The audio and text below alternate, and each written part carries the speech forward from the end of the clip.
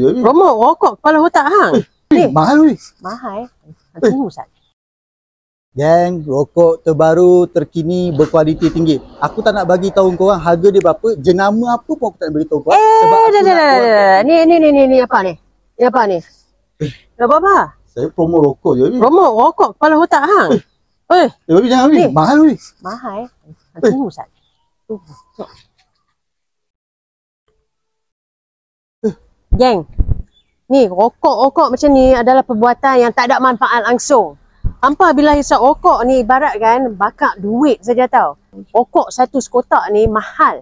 Cuba bayangkan, kalaulah hampa simpan duit ni tak beli rokok, boleh jimat duit tau. Rokok ni adalah satu kecelakaan pada masyarakat kita. Yang penting sekali, fatwa pun dah menyatakan bahawa rokok ni haram.